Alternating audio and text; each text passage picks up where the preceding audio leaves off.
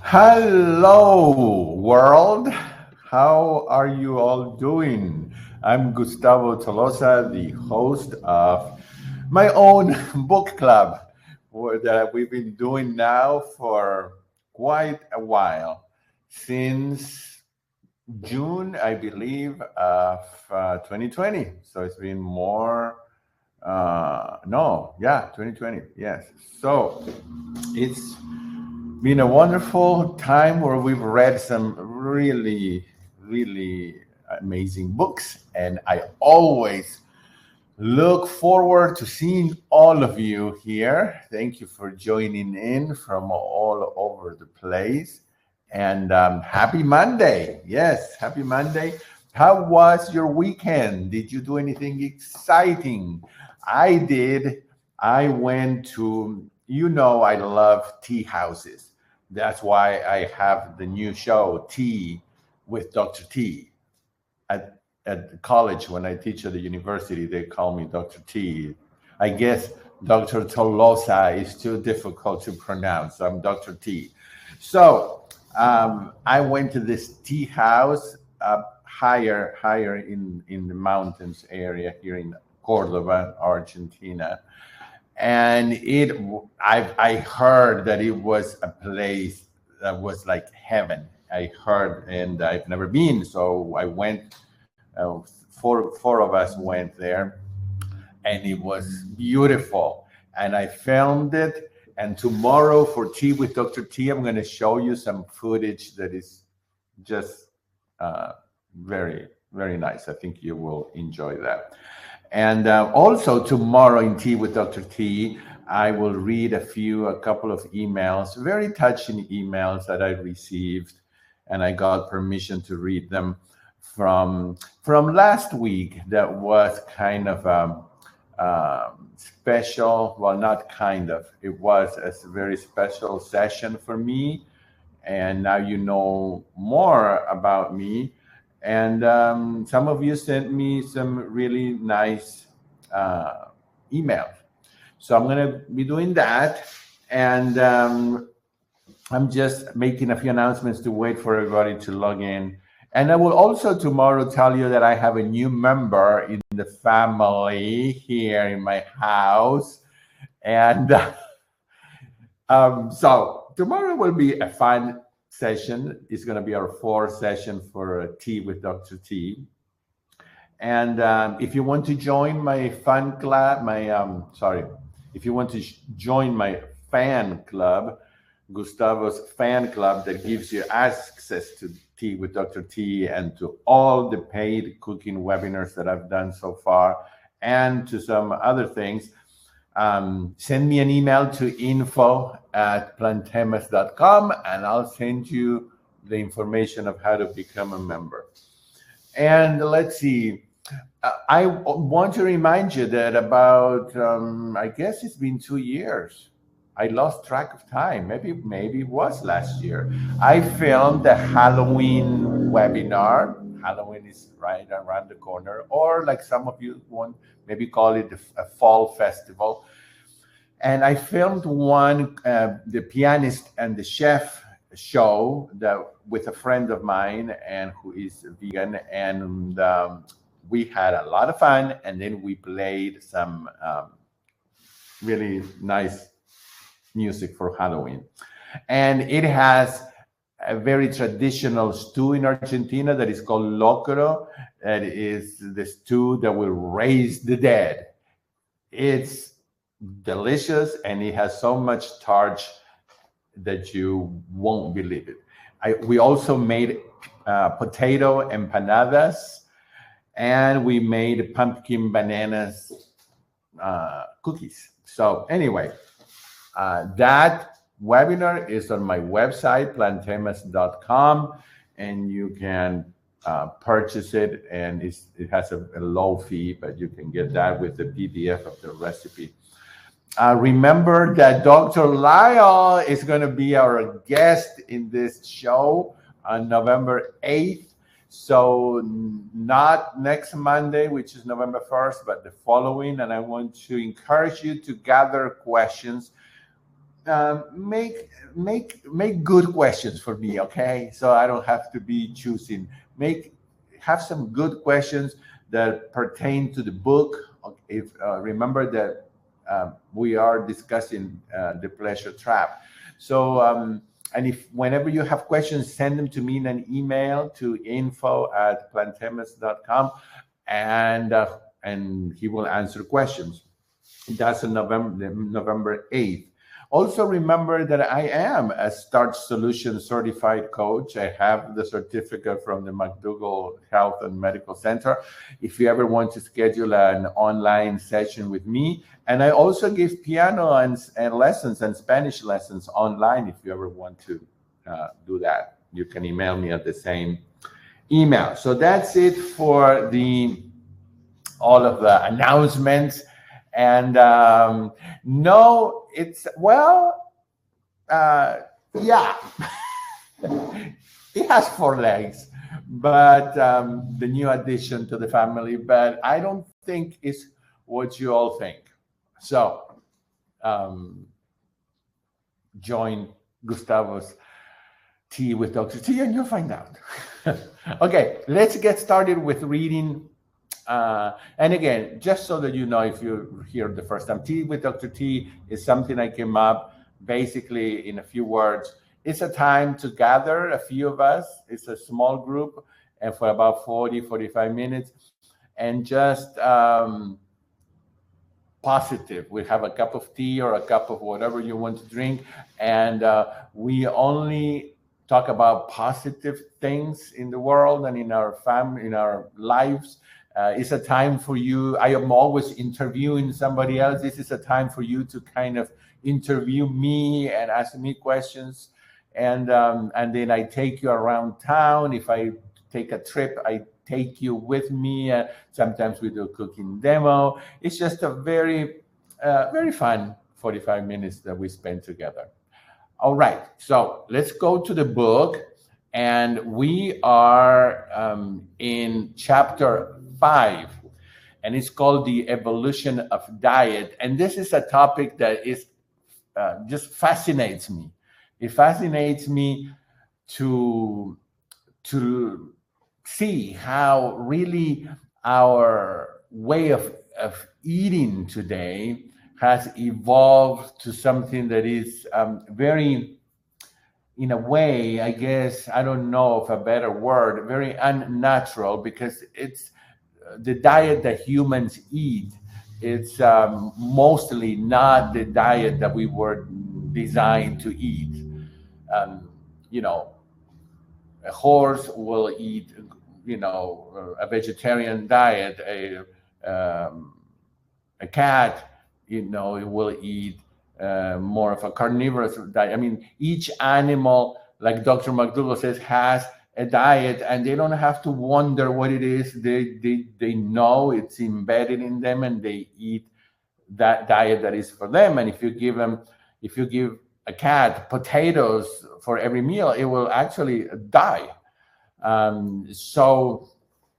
But human beings, we have gone into amnesia, and we think that what we have today is the way that we've eaten for thousands of years. And no, we only have to go back 100 years, and we wouldn't recognize our own cities or countries, because the way that people gathered food and prepared food was day and night of what we're used to today. Today we have instant access to high fat, high protein, high calorie food 24/7. And that is not what happened in most of human history. So this chapter is I love it. I've heard Dr. Lyle talk about this, but I learned even more by reading it again. So I am on page 41 of the electronic version of the book, which is the second page of chapter 5. And it says that dietary preferences are part of the natural psychology of all creatures. Thus, animals normally choose wisely and do so automatically. It has always been in an animal's best interest to eat the most pleasurable food available and to eat as much of it as desired.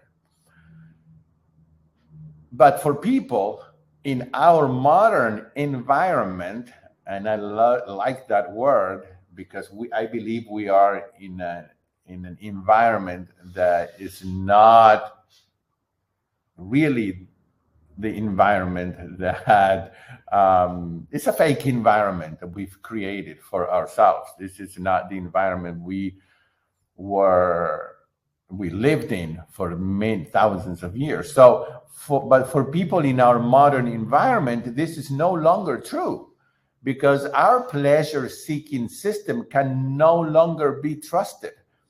When we were in a natural environment, our system for pleasure-seeking could be trusted, but now it can't.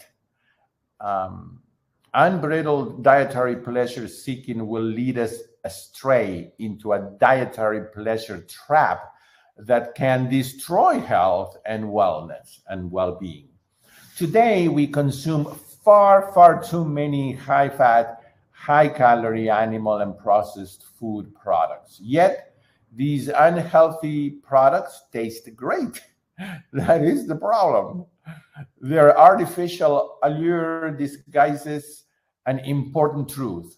We were not, and let's underline that, we were not designed by nature for a high fat, high animal content, processed food diet. And many of us suffer unnecessarily and gravely as a consequence. After thousands of generations where people spent their lives struggling to get enough to eat, we now sabotage ourselves by getting too much. Our modern diet, excessive in fat, protein, and refined carbohydrates, is the primary cause of disease and disability within industrialized civilizations. Understanding how and why this happened can help us get some perspective and effect healthy change. So I'm going to move forward now to a section here that says agricultural revolution. The agricultural revolution really changed everything. And I'm on page 45 of the book, and it says, early agriculture was a highly efficient method of obtaining life-sustaining calories as compared to hunting and gathering. As a result, it was no longer necessary for each individual to obtain his own food. Now imagine that. Think about this, because this is something that we don't think about. In most of human history, you would be gathering your own food. There was no restaurant, there was no delivery.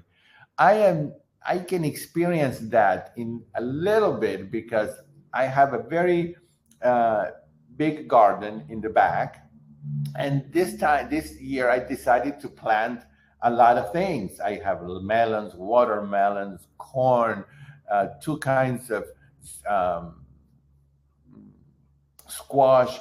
I have kale and tomatoes and what else? Lettuce, peppers. I went crazy and I planted.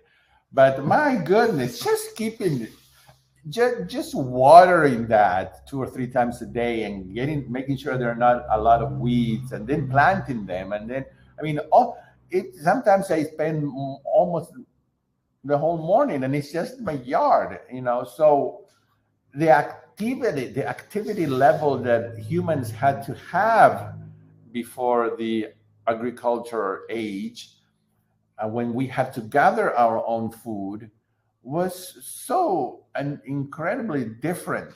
And so now we sit all day in front of a computer, or in front of, or in a car, or in our houses, or in front of the TV, or in front of our phone, and we get the food by just calling or sending a text. So different. The environment is so different. So with farming techniques, one person only, like me, for example, one person could effectively produce enough food for many people. Just what I planted in my yard here, I could feed not just me, I could probably feed, I don't know, 15, 20 people. So this allowed others to create wealth by producing other goods and services. Farmers could trade for these other goods and services, setting the stage for a diversified economy.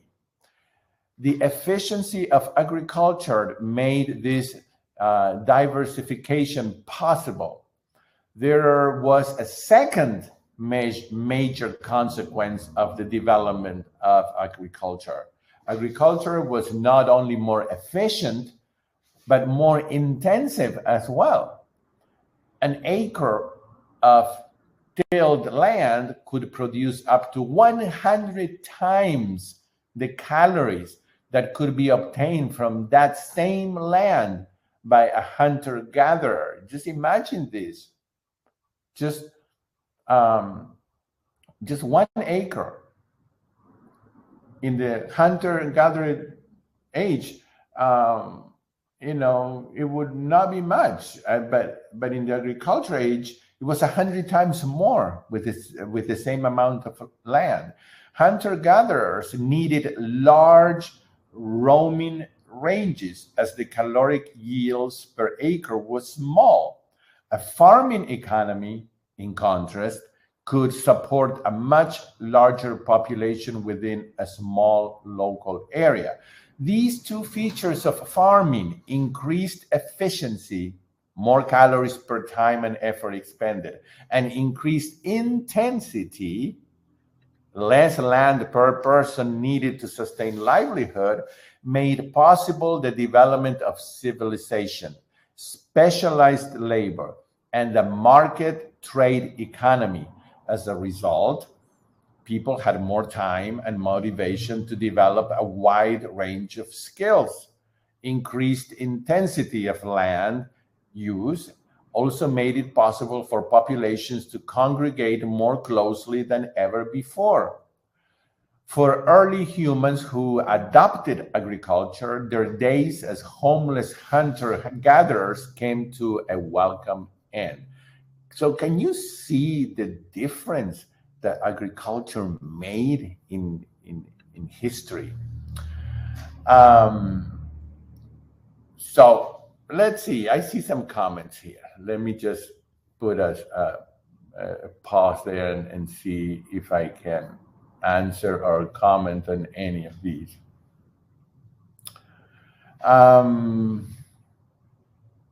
Let's see.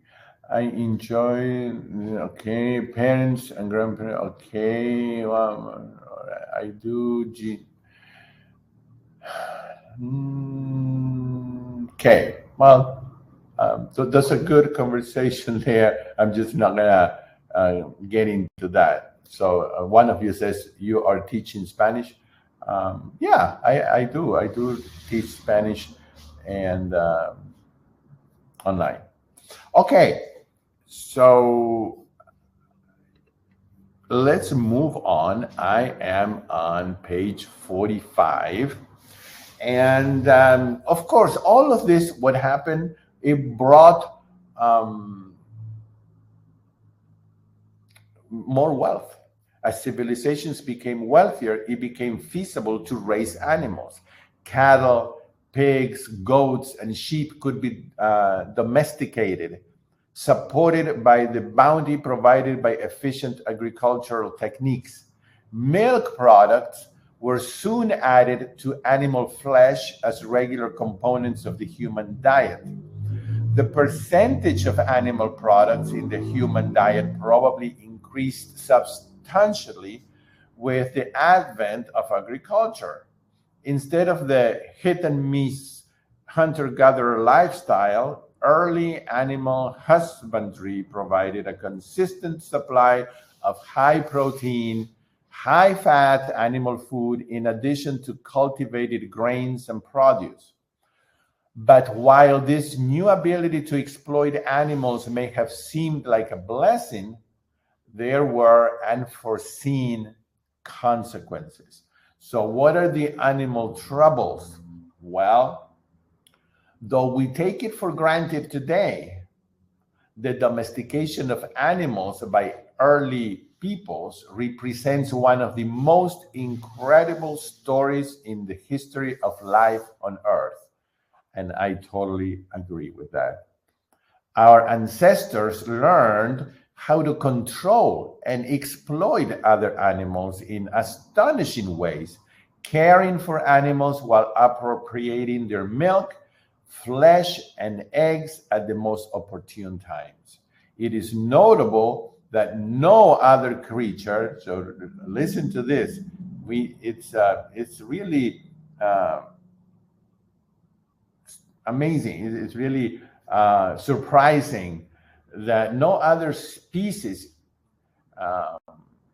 or no other creature has ever attempted to control other species in the many ways that humans have. However, this exploitation did not come without a heavy price. The major killers of humanity since the year 8500 before Christ have not been starvation, warfare, accidents, or large predators. While these were major threats in our hunter-gatherer days, the dawn of civilization brought about new problems. The major threats to human life since 8500 BC, microorganisms and viruses such as smallpox, influenza, tuberculosis, malaria, plague, measles, and cholera have been literally invisible. These infections agents, which we refer to as micropredators, all have something of importance in common.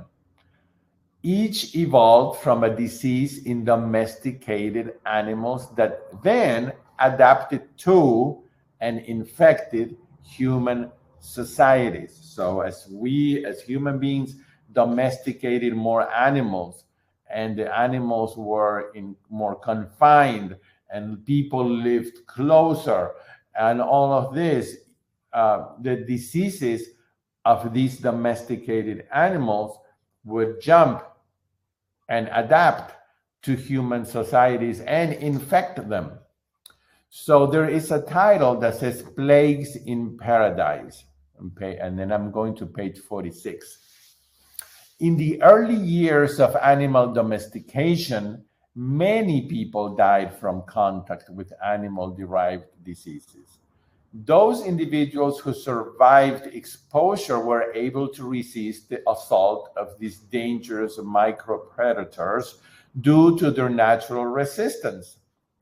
Disease-resistant individuals and their offspring were then still able to continue to make use of the bounty provided by the systematic control of animal products. But while infectious diseases were by far the most serious problem faced by early peoples, as a result of animal domestication, there was another important development, a new class of diseases. This was a novel set of problems never before faced by any animal or human population. For the first time, a select group of people began to suffer the effects from a previously unimaginable problem. What was that unimaginable problem? Getting too much. The problem for thousands of years was that humans didn't get enough calories, enough food. Now, the problem is the opposite, too much. which Dr. McDougall calls the disease of kings. So on page 47, it says the diseases of kings. The agricultural revolution eventually led to stratified societies. No longer did each and every human need to hunt or forage to get enough to eat. The bounty provided by agricultural efficiency resulted in both increasingly concentrated populations and greater material wealth. That wealth required military protection, and that protection required leadership and resources. For the first time, large human populations became governed by military dominant ruling classes. Those fortunate enough to rule did so for reasons straight from the motivational triad. They could get more pleasure with less pain and for less effort than was ever previously possible for members of our species. This made inevitably the development of a novel set of disease processes, the disease of dietary excess. A key component of the hunger drive is a tendency to prefer the most calorically dense foods available. Foods with greater caloric densities tend to be more pleasurable, as this preference is woven in our motivational architecture, as we saw, to survive. For example, most people find that meat at about 1,200 calories per pound is more pleasurable to eat than raw salad vegetables, which contain about 100 calories. Look at the difference per pound. This innate preference tendency helped to guide our hunter-gatherer ancestors toward finding and consuming the most life-sustaining foods available. It helped them to naturally avoid the ultimate disease of deficiency, which was dying of starvation. But for the power elite, the possibility for continuous feasting led to the appearance of a new set of diseases. And those are the diseases that we all know today: heart attacks, strokes, congestive heart failure, diabetes, hypertension, obesity, arthritis, gout, cancer.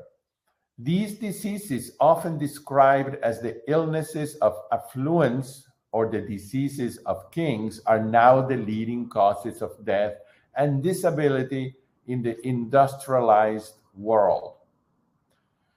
So there is a title that says The Royal Road to Self-Destruction. The diseases of kings opened a new chapter in the story of human progress. For all of history, humans had struggled, often barely meeting their minimum requirements for survival. While our population had grown steadily as hunter-gatherers, it was agriculture that ignited the most extraordinary portion of this population explosion.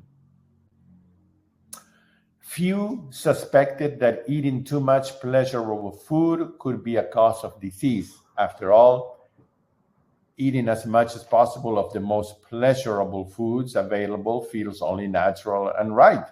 And it is. In a natural setting, it is.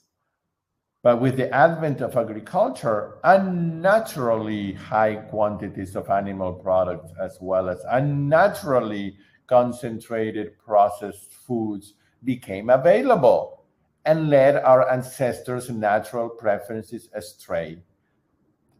Their senses were fooled as ours are today. These changes have led us into the dietary pleasure trap where excess can be and often are deadly.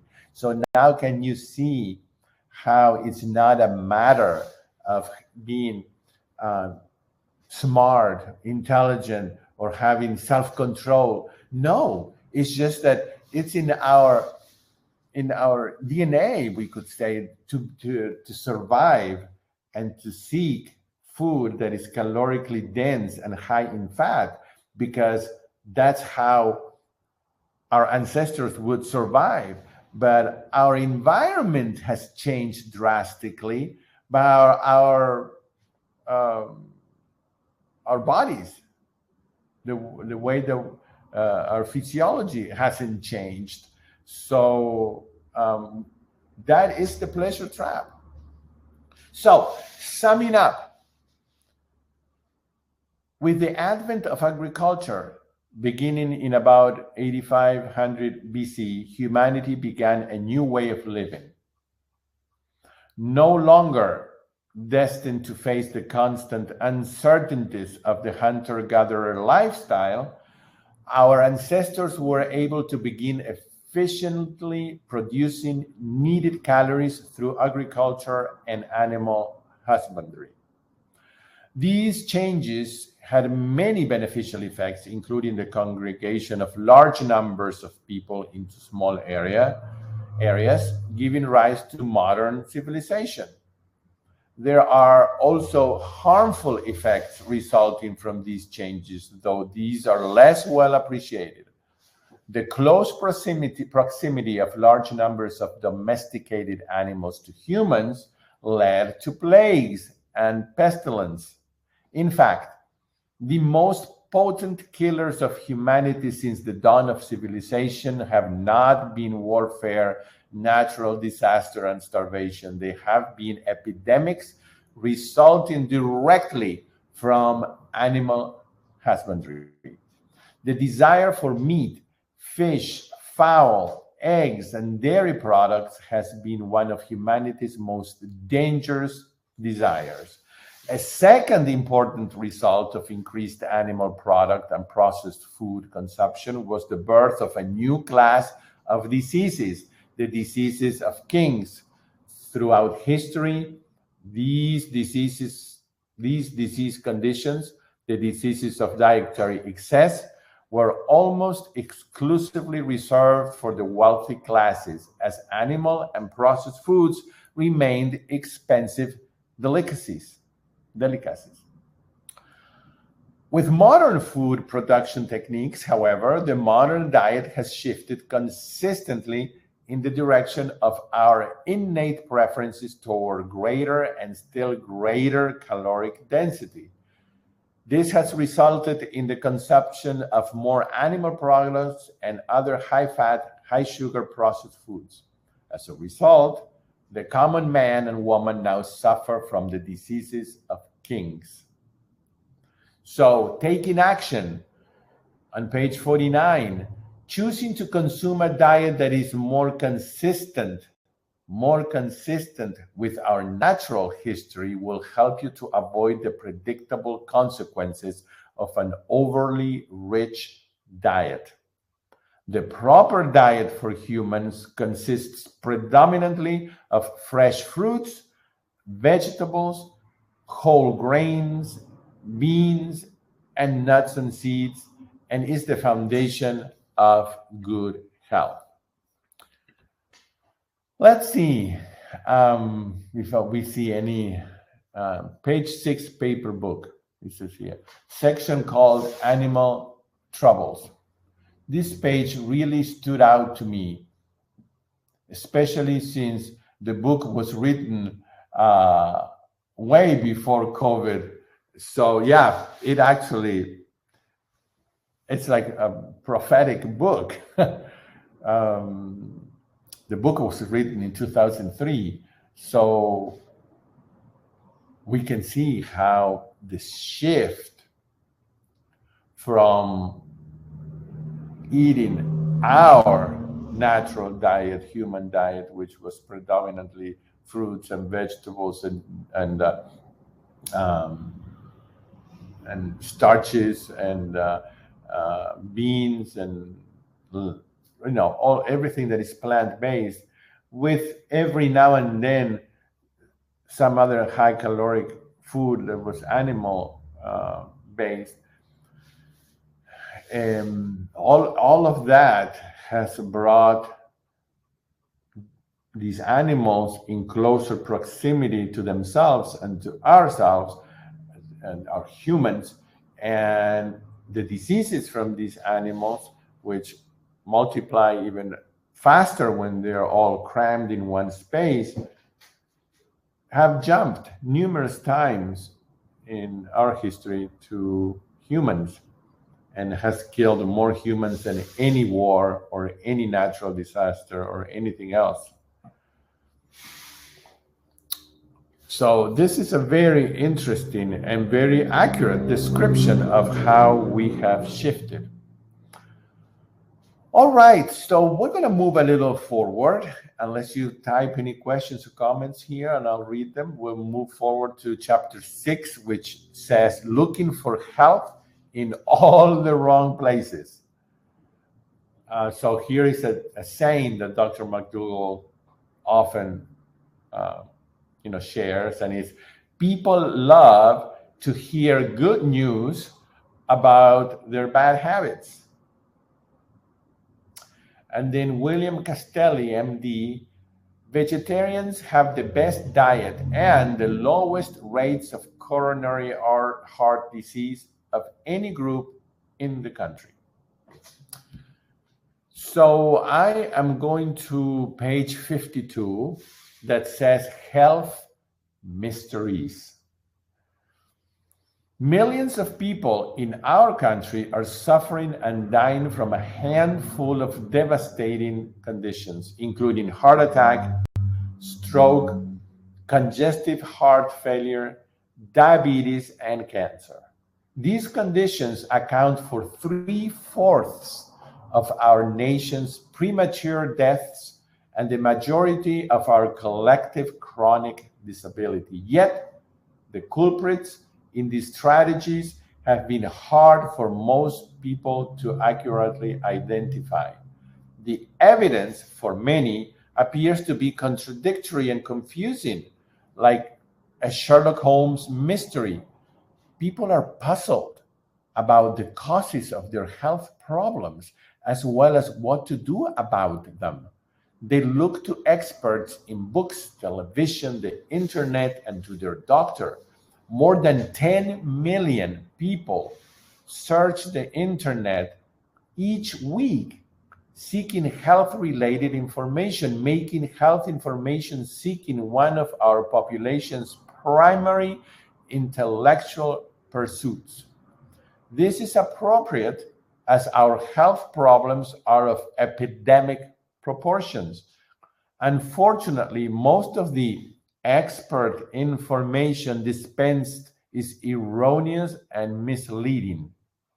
For example, people are often told that the real culprits causing their health problems are their genes. This suggests that any solution to their problems will require medical intervention because their body simply does not work properly. If they have high cholesterol, they're told to ingest cholesterol-lowering drugs. If they have high blood pressure, they're encouraged to ingest medications that will lower it. And if they have type 2 diabetes, about 95% of all diabetes cases, they are told that their health requires that they utilize medication. In the alternative health arena, the expert suggestions are somewhat different. Herbal remedies, concentrated food stuffs in the form of pills, vitamin supplements, and other treatments are the standard fare. Similar to conventional thought, such alternative approaches seem to confirm the same unspoken conclusion. The body of a person with a health problem cannot be expected to achieve and sustain a healthy state without adding something, either by virtue of genetic flaw or because of dietary deficiency. The notion again is that something is missing. The response to take something for it makes intuitive sense to most people, often encouraging them to continue down a path of self-destruction. Meanwhile, the real culprits are ignored and continue to do their damage unchecked. So, what are the real culprits in our modern day health problems? Are what? Like, I'm reading it right here on page 53. Excesses, not deficiencies. The real problem that we have today is excess, not deficiency. It is the subtraction of these excesses that will solve most of the problems, not the addition of medications or supplements.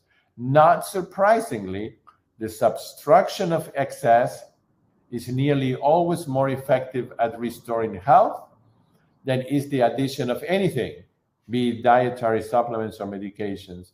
For example, in atherosclerosis, for example, excess cholesterol, fat, and protein, mostly in the form of animal products, result in deposits of fatty substances within the cardiovascular system. These deposits clog up the system and contribute to heart attack, stroke, and congestive heart failure. The risk of such vascular diseases is associated with cholesterol levels, which are heavily influenced by our dietary cholesterol intake. Cholesterol is found in all foods of animal origin, including meat, fish, fowl, eggs, and dairy products. Plant-based foods contain zero cholesterol. The dangers of a high-fat, high-animal product diet with respect to cardiovascular disease has been made apparent by epidemiological studies such as the Framingham Heart Study, directed for more than 20 years by William Castelli, MD. Castelli and his colleagues have documented the critical importance of dietary choice in disease prevention. While more than 1 in 4 men in the study who consumed a conventional diet succumbed to a heart attack, those who consumed the plant-based diet were extremely well protected. This is not surprising. As vegan vegetarians, those who eat no animal foods have cholesterol levels that are 35% lower than non-vegetarians. Dr. Castelli has reported that in 35 years of the Framingham study, no subject with cholesterol level under 150 ever suffered a heart attack. And we will stop there with that number, because that number is the number that can save our lives. Nobody has ever had a heart attack who had a cholesterol level of 150 or less.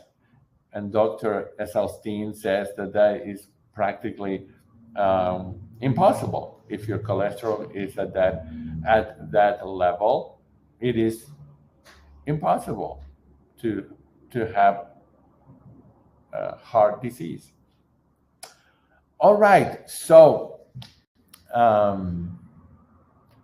anything else anything guys, anybody here who wants to share, say, what do you all think about this? Does this all make sense?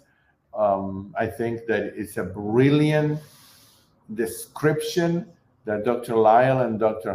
Goldhammer have put together here that takes a lot of study and a lot of sequencing to write a chapter like this to show us how we have arrived at this point where we are today with many wonderful things. But we live in a world where excess is the norm. And the only way to really revert these serious illnesses is by decreasing the amount of these harming substances that we're used to seeing and eating. I almost every week I hear a story of a friend or a family member that has been diagnosed with some kind of disease. And of course, I don't say anything because if they don't ask me, I don't. Um, but I can tell you it's frustrating to hear that someone has um, digestive problems and uh,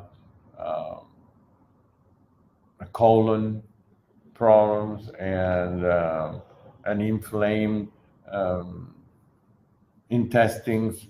And when I know that that person practically eats no fiber, because I know them, I see what they eat. And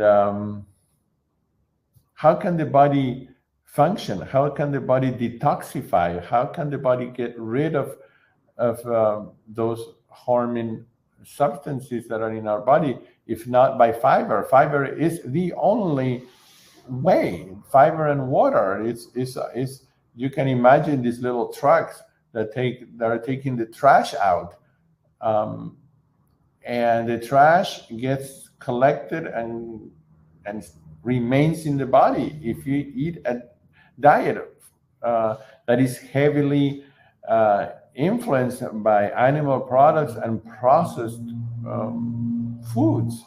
There's no fiber. There's zero fiber in anything animal. So it's just frustrating. I mean, so we will stop here. How many potatoes do you consume each week? Um, when you eat a whole food plant-based diet and it's varied, you don't have to count. You don't have to count calories. You don't have to count units. You don't have to count weight. You don't have to count.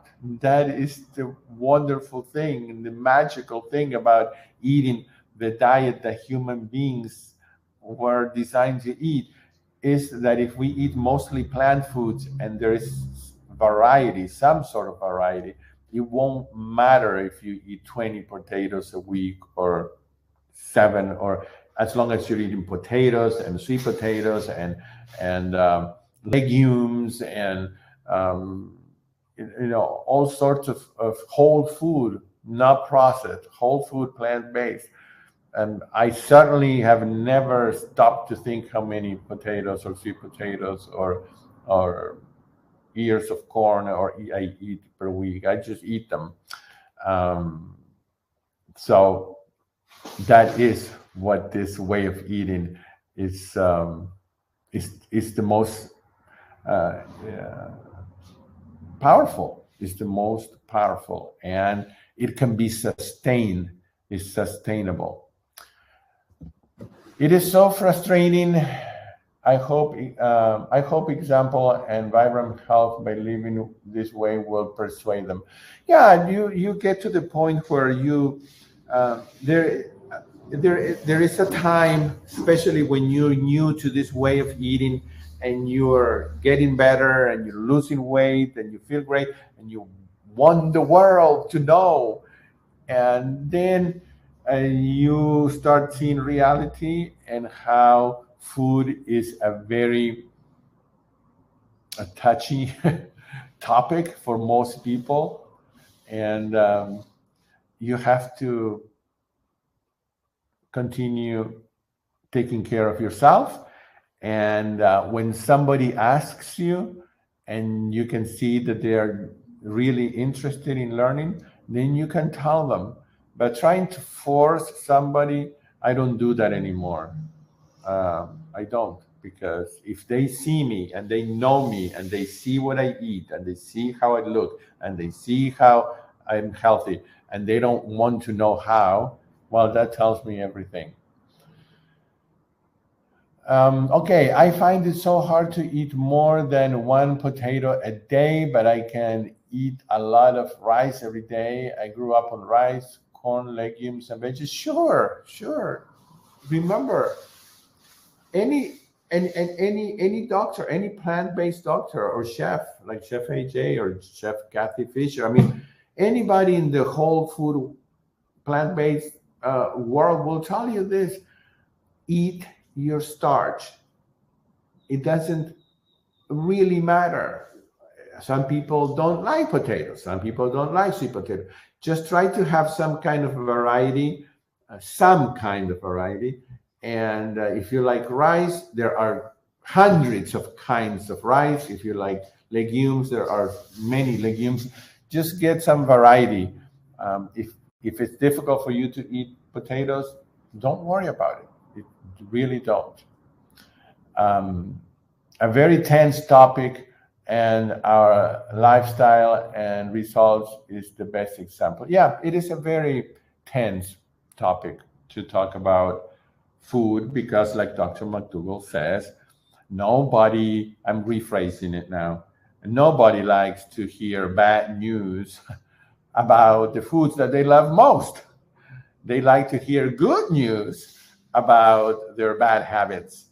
So, and I included myself many years ago. I didn't want to hear that,